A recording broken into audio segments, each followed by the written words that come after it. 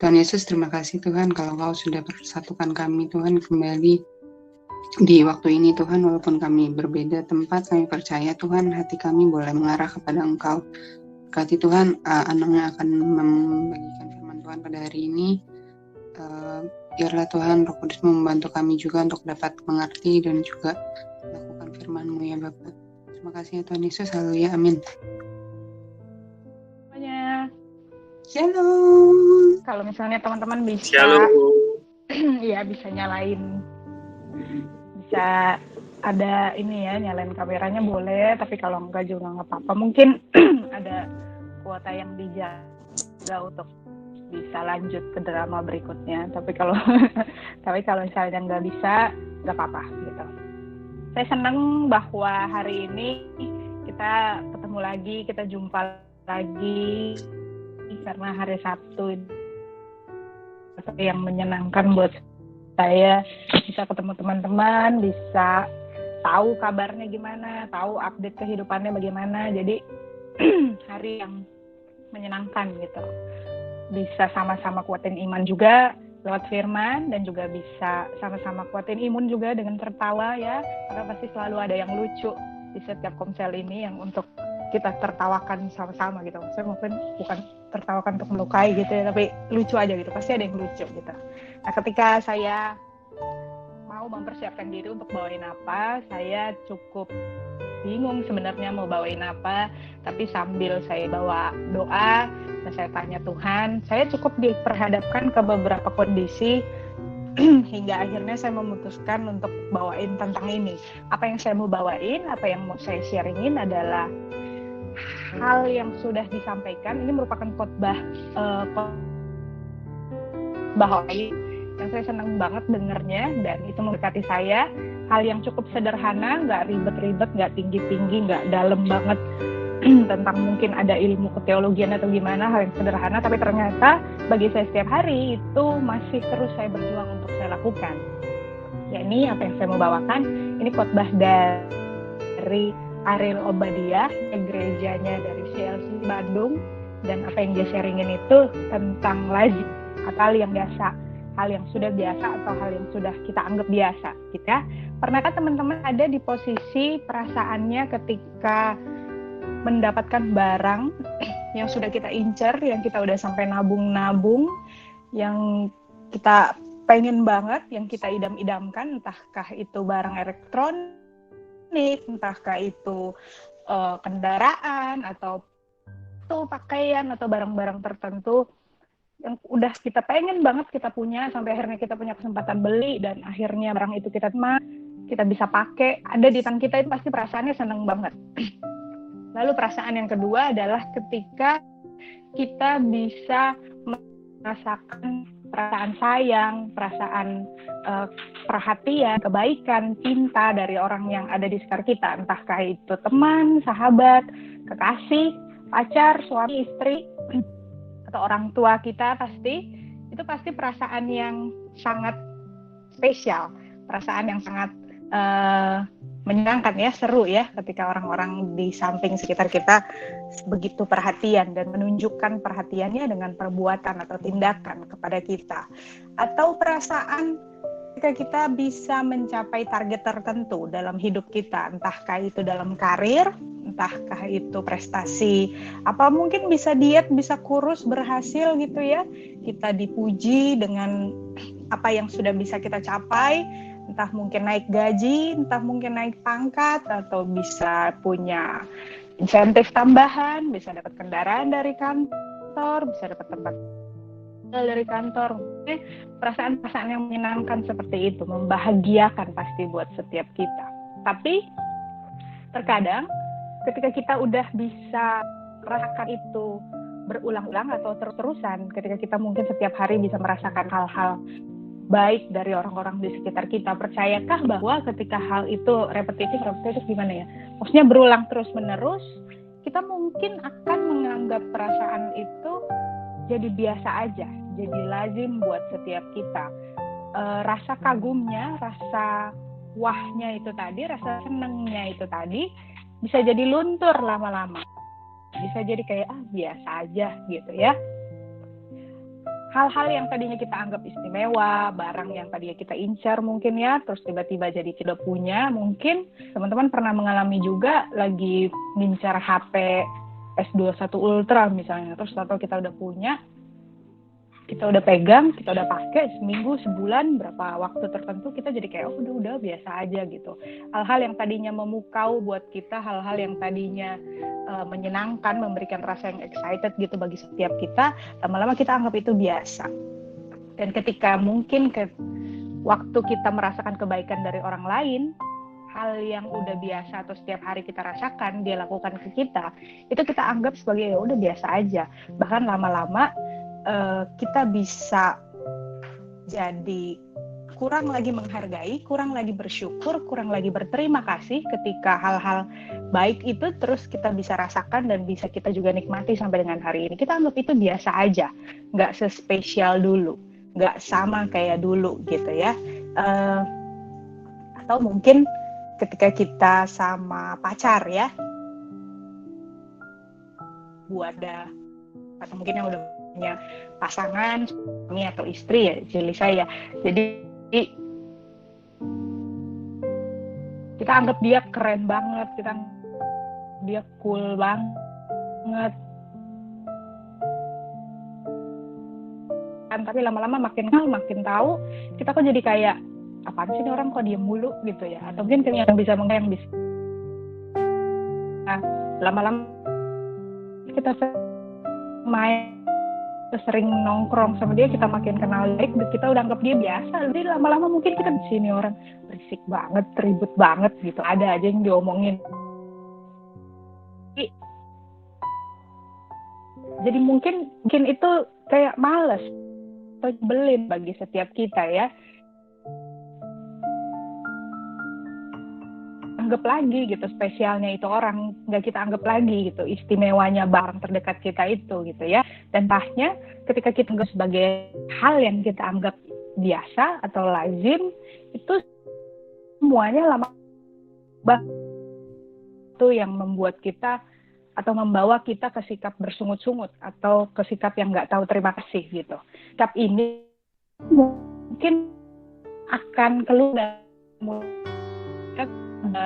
ketika kita udah mulai menuntut ya, saya berhak kok mendapatkan hal baik itu gitu. Kayak misalnya saya sebagai sebagai pegawai, karyawan, saya sebagai istri, saya sebagai suami, saya sebagai warga negara, saya berhak untuk gitu ya.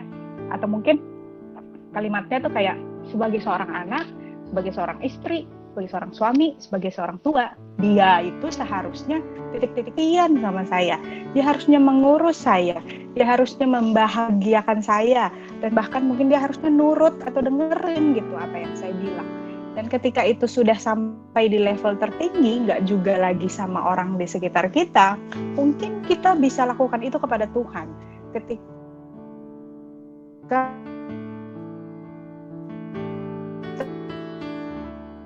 Tuhan seharusnya memberikan titik-titik kepada saya. Kalau Tuhan itu baik, harusnya begini dong. Harusnya layaknya seperti ini dong. Jadi hal-hal itu yang mungkin jadi ekspresi kita untuk ketika hal biasa itu tadi, hal yang sudah lazim itu tadi, terus menerus kita rasakan setiap hari dan perasaan kita udah mulai luntur, mulai rubah, dan jadi sikap yang bersungut-sungut atau yang nggak tahu terima kasih ya. Saya ajak teman-teman kita buka coba Efesus 2 ayat 1-3. Kamu dahulu sudah mati karena pelanggaran-pelanggaran dan dosa-dosamu. Kamu hidup di dalamnya karena kamu mengikuti jalan dunia ini, karena kamu mentaati penguasa kerajaan angkasa, yaitu roh yang sekarang sedang bekerja di antara orang-orang durhaka. Yang sebenarnya dahulu kami semua juga terhitung di antara mereka. Ketika kami hidup di dalam hawa nafsu daging, menuruti kehendak daging dan pikiran kami yang jahat. Pada dasarnya, kami adalah orang-orang yang harus dimurkai sama seperti mereka yang lain.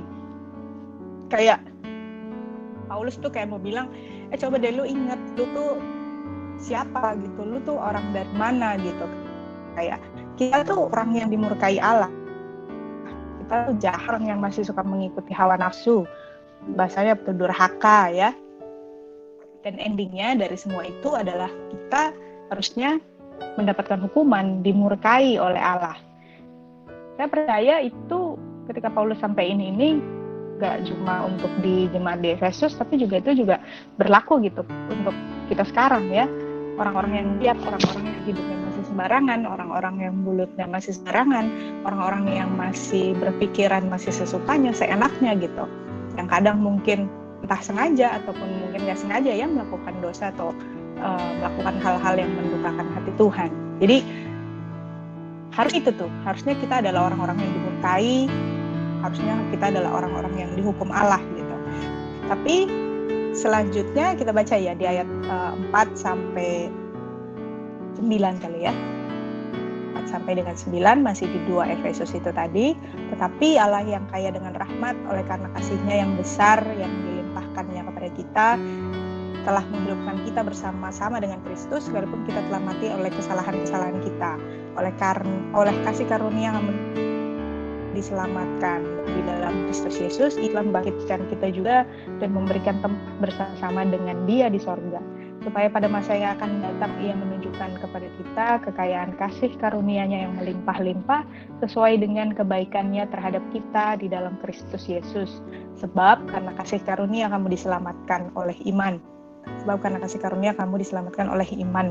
Itu bukan hasil usahamu, tetapi pemberian Allah. Itu bukan hasil pekerjaanmu, jangan ada orang yang memegahkan diri gitu. Intinya adalah kayak kalau kita mau ngomong layak gak layak, berhak gak berhak. Kalau kita lihat ayat di ayat 1-3 tadi, harusnya kita adalah orang-orang yang gak layak. Kita adalah orang-orang yang gak berhak. Hidup dengan banyak meminta atau hidup dengan banyak tuntutan itu tadi. Mengeluh atau bersungut-sungut dengan semua hal baik yang udah kita terima, harusnya kita gak berhak. Kita nggak layak karena kita nih manusia yang berdosa. Yang di ayat tadi di atas ya, kita harusnya dihukum, kita harusnya dimurkai sama Allah. Tapi itu tadi karena kasih dan kebaikan Tuhan, Ia selamatkan kita lewat pengorbanannya Tuhan, lewat pengorbanan Yesus yang nggak cuma sampai selamat, Ia berkati, Ia tolong kita, bahkan kita punya jaminan hidup kekal. Tuhan siapkan tempat di surga gitu. Seenggaknya ketika kita tahu bahwa kita adalah orang-orang yang sebenarnya nggak pantas untuk meminta macam-macam sama Tuhan. Ketika kita baca ayat ini dan ketika kita mengingat kembali, harusnya kita jadi orang yang lebih bisa menghargai atau bisa mengucap syukur dengan apa yang bisa kita terima sampai dengan hari ini ya. Untuk apa yang kita punya, untuk siapa yang ada di dekat dan di sekeliling kita, untuk Tuhan yang begitu besar kasih-Nya buat kita, terus pelihara dan jaga kita. Harusnya kita bisa mengucap syukur, harusnya kita bisa berterima kasih buat semuanya gitu. Bangun, nafas masih sehat, harusnya kita mengucap syukur, kita nggak buat diri kita atau membawa diri kita kepada hal-hal yang belum kita capai, hal-hal yang belum kita dapatkan, dan malah membuat kita jadi orang yang suka bersungut-sungut, suka ngeluh gitu ya.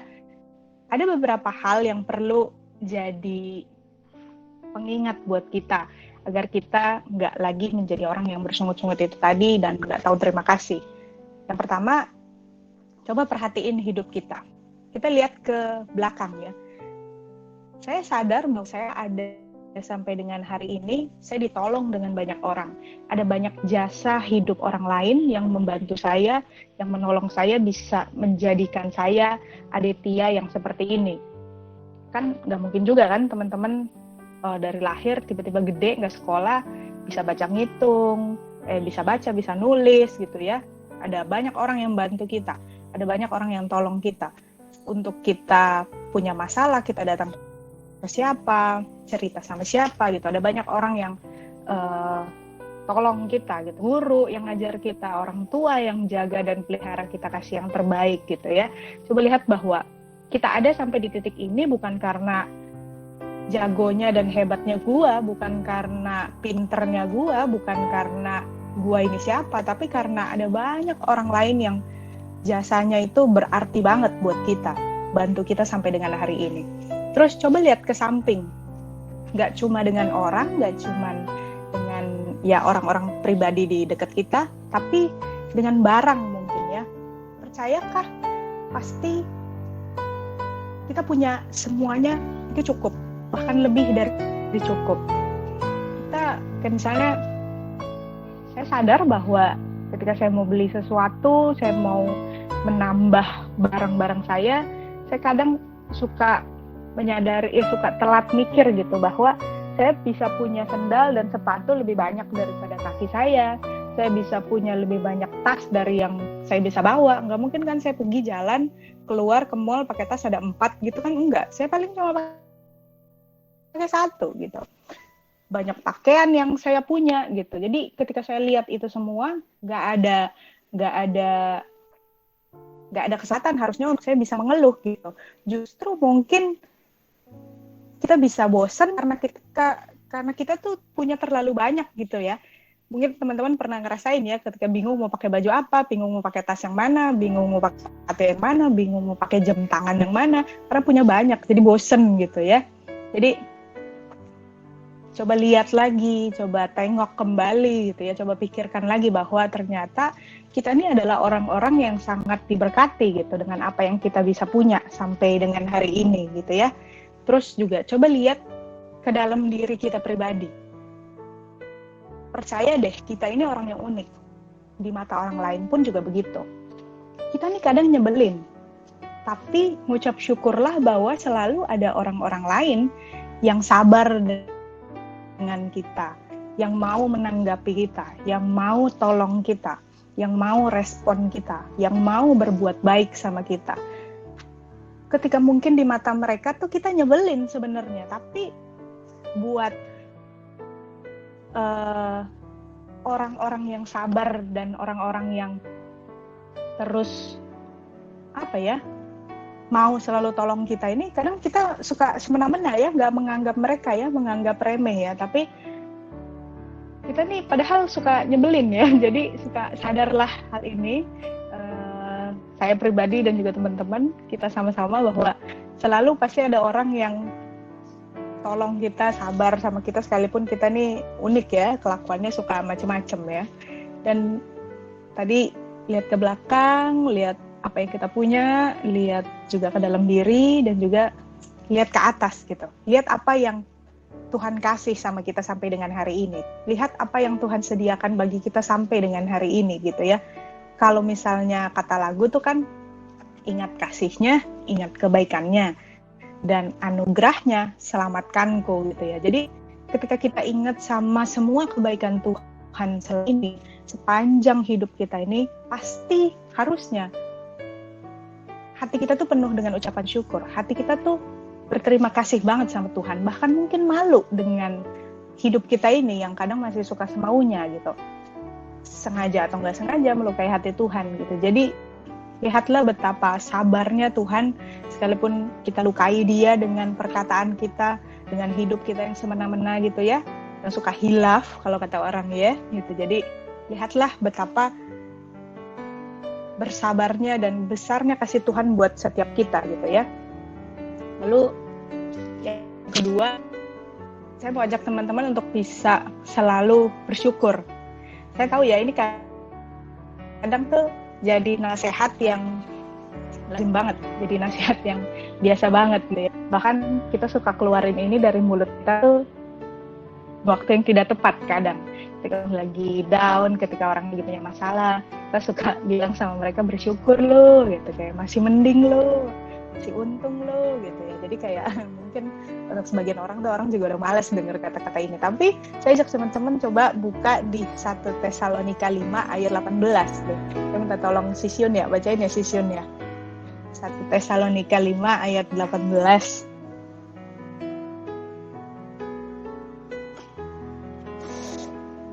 Tesalonika 5 ayat 18, mengucap syukurlah dengan segala hal, sebab itulah yang dikehendaki Allah di dalam Kristus Yesus bagi kamu. Jadi orang kan suka nanya ya, atau mungkin kita pernah terbersit pengen tahu apa Tuhan di hidupnya, pengen tahu apa yang yaitu apa kehendak Tuhan bagi Tuhan tuh mau saya ngapain sih, Tuhan mau tuh berkehendak kayak gimana sih saya gitu. Nah ini loh salah satu hal yang Tuhan mau kita anak-anaknya untuk bisa lakukan, mengucap syukur. Sesederhana itu, mengucap syukur gitu. Jadi Tuhan mau bahwa ini jangan pernah lewat gitu dalam hidup kita. Ini yang harus kita lakukan karena ini salah satu kehendak yang Tuhan mau anak-anak lakukan hidupnya gitu setiap hari, setiap waktu gitu ya, dalam kondisi dan keadaan apapun gitu. Jadi mengucap syukur itu penting banget. Mungkin ketika kita dilema sama hidup, kayak misalnya ketika tadi saya singgung, saya mau beli sesuatu, misalnya saya mau beli sendal, mau beli sepatu lah gitu ya, datang ke mall, Tuhan mau saya sepatu yang mana ya Tuhan ya, kan mungkin ada sebagian orang nanya gitu ya, lagi di mall gitu ya, nunjuk-nunjuk, lihat-lihat sambil mikir udah punya dua, mau pilih yang mana gitu ya, pilih yang warna merah apa yang warna hitam nih ya gitu ya. Tapi percayakah bahwa ternyata itu sebenarnya nggak, ya boleh ya nanya Tuhan, tapi nggak penting-penting amat juga gitu. Ucap syukur aja gitu dengan apa yang hidup punya sekarang gitu, bukan berarti nggak beli-beli ya, tapi kadang tuh kayak kita tuh suka impulsif gitu ya, kayak mau ini, tapi suka lupa gitu dengan apa yang kita udah punya sekarang tuh cukup, bahkan bisa lebih dari cukup gitu ya. Terus saya juga pernah dengar tuh ya, kalau misalnya kita tuh ngucap syukur, biasanya tuh buat orang-orang yang males, buat orang-orang yang nggak mau bergerak gitu, nggak pernah mau maju di hidupnya gitu ya. Jadi kayak bersyukur tuh dipakai sebagai alasan supaya kayak gitu-gitu aja di hidupnya gitu ya, nggak berbuat apa-apa, nggak ada kemajuan, jadi alasan utama gitu ngucap syukur gitu, itu sekedar jadi pembenaran gitu ya, padahal nggak gitu juga. Mengucap syukur jadi sebuah perayaan pencapaian saat kita di titik ini, saat kita di titik sekarang gitu. Dan mengucap syukur juga adalah kekuatan untuk kita bisa maju terus gitu, bahkan itu memberikan kita kekuatan untuk melangkah ketika kita menghadapi kegagalan gitu. Jadi saya bersyukur bahwa saya sampai di hari ini, ketika mungkin saya dulu melakukan hal yang salah, meresponi sesuatu dengan yang salah, saya bersyukur akan hal itu dan saya bisa lalui sampai dengan hari ini, saya bisa belajar banyak dan saya tetap bisa kembali sama Tuhan dengan mengucap syukur gitu. Jadi apapun yang udah dilewatin, apapun yang udah dijalanin, tetap bawa itu sebagai ucapan syukur di mata Tuhan. Ada banyak hal yang bisa kita pelajari, misalnya kayak dengan COVID ini gitu ya. Ada banyak hal mungkin yang yang COVID ini ambil gitu di hidup kita. Kehilangan pekerjaan, kehilangan kesempatan, atau nggak berkembang bisnisnya, atau usahanya malah jadi sepi gitu ya. Padahal mungkin nggak juga banyak orang sadar bahwa COVID ini juga memberikan banyak hal gitu buat kita. Kita bisa jadi lebih aware sama kesehatan, kita bisa jadi lebih benar-benar menjaga asupan yang masuk ke badan kita. Mungkin kita jadi bisa lebih rajin mengenal gitu ya, minum vitamin itu penting dan perlu buat kita gitu ya. Jadi perlu untuk bisa selalu mengucap syukur gitu ya, sekalipun dengan datang dengan sebuah masalah gitu. Yang ketiga, mengucap syukur dan berterima kasih untuk orang-orang yang ada buat kita ya.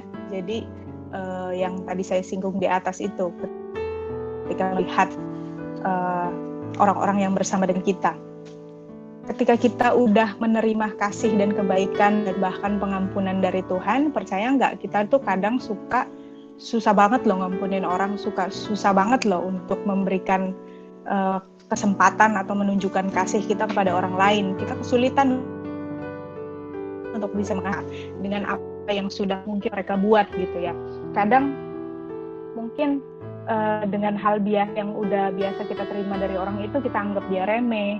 Atau mungkin ketika kita mengagumi seseorang, orang itu udah jadi berubah sikapnya, maksudnya berubah tuh kayak misalnya kebaikannya tuh kita udah anggap udah nggak spesial lagi, jadi kita anggap udah biasa aja, jadi itu kita anggap orang tuh berubah karena perasaan kita udah nggak anggap itu lagi kayak wah gitu ya. Atau mungkin orang tua kita yang dulu kita kagumin, kita anggap dia hero bagi kita, tapi sekarang mungkin kita anggap remeh dia karena mereka jadi lambat geraknya, mereka jadi lebih bawel, mereka jadi lebih nyebelin kadang, atau misalnya mereka mungkin kita anggap jadi lebih pelit gitu ya. Banyak hal yang berubah kan ya, orang kan juga berubah, begitu juga dengan kita gitu. Jadi mungkin orang tua kita juga, mereka kan ada fasenya, begitu juga dengan kita nanti gitu ya. Jadi jangan pernah kecewa dengan itu, karena ketika kita taruh kebahagiaan atau pengharapan kita sama orang kan, dan mereka berubah atau buat salah sedikit pun kan, itu pasti udah bisa mengecewakan bagi kita gitu. Nah, apa yang bisa kita buat gitu, apa yang bisa kita lakukan untuk terus bisa punya sikap yang akhirnya nggak membawa kita ke bersungut-sungut itu tadi, atau bahkan jadi orang yang nggak berterima kasih. Saya ajak teman-teman kita buka di Kolose 3 ayat 12 sampai dengan 14. Kolose yang ketiga ayat 12 sampai 14. Karena itu, sebagai orang-orang pilihan Allah yang dikuduskan dan dikasihinya, kenakanlah belas kasihan, kemurahan, kerendahan hati, kelemah lembutan, dan kesabaran. Sabarlah kamu seorang terhadap yang lain, dan ampunilah seorang akan yang lain apabila yang seorang menaruh dendam terhadap yang lain. Sama seperti Tuhan telah mengampuni kamu, kamu perbuat jugalah demikian. Di atas semuanya itu, kenakanlah kasih sebagai pengikat yang mempersatukan dan menyempurnakan. Maksudnya, kasih, kita perlu kasih yang mengikat itu semua tadi, yang memberikan rasa kita, supaya kita nggak anggap lagi kebaikan atau kemurahan Tuhan orang-orang sekitar kita itu sebagai hal yang biasa, sebagai hal yang lazim gitu.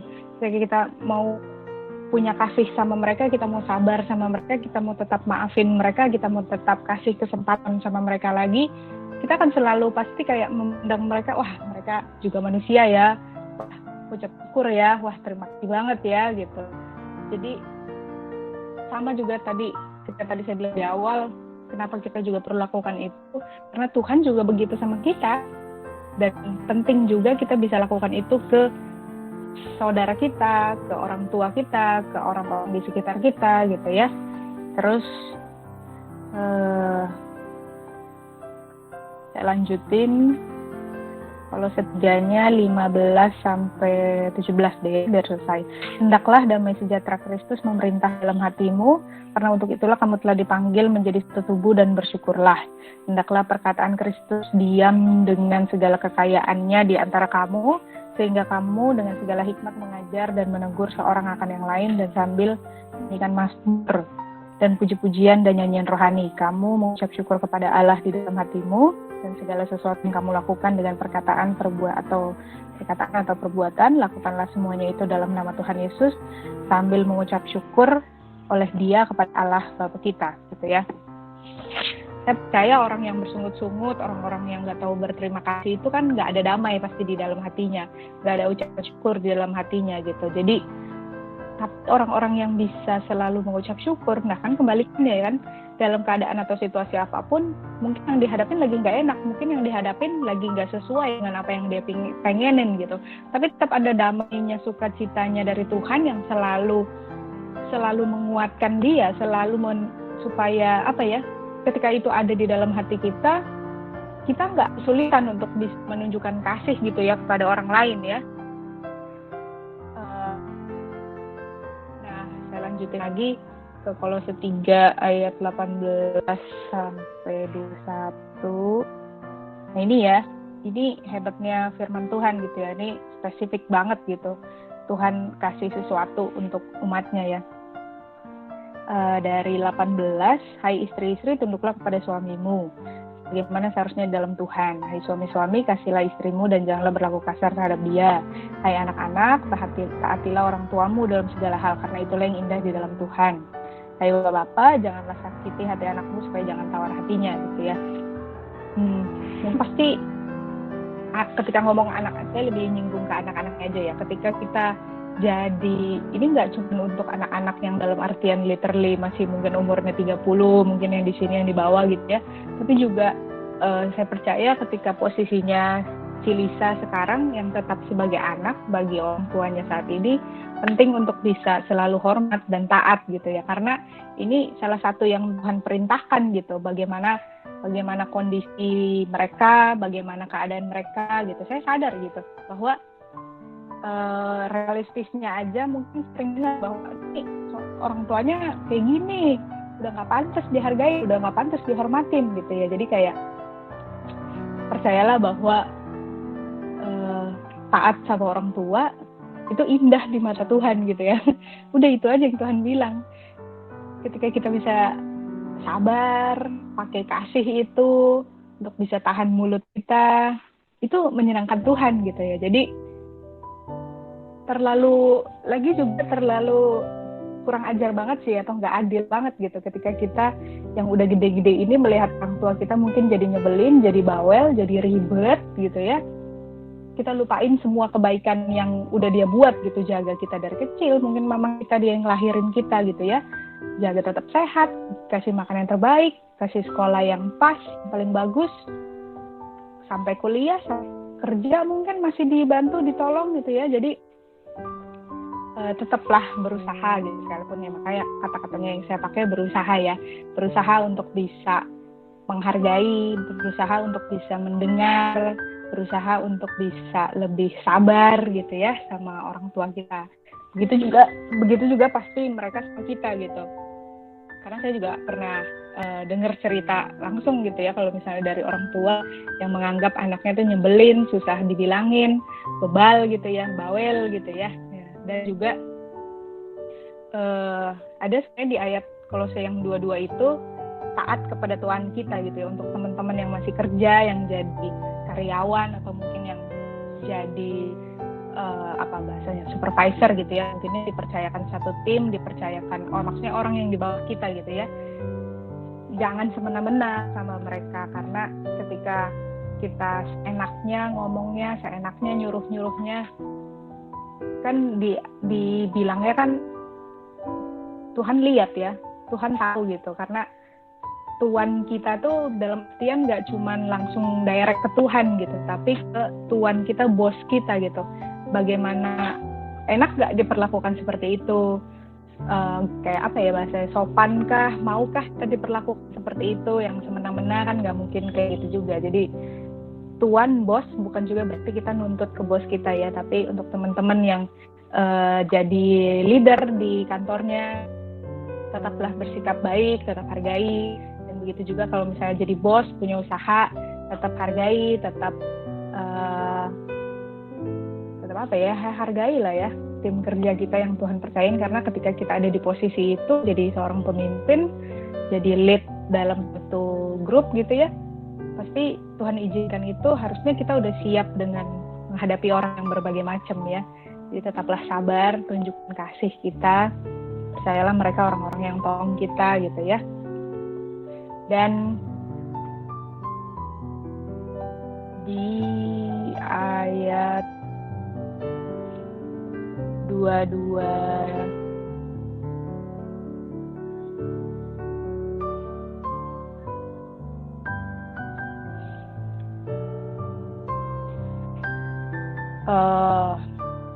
saya tutup ini aja deh ya, pakai ayatnya. Tiba-tiba keinget Ratapan. Coba saya buka ya, ayatnya di Ratapan.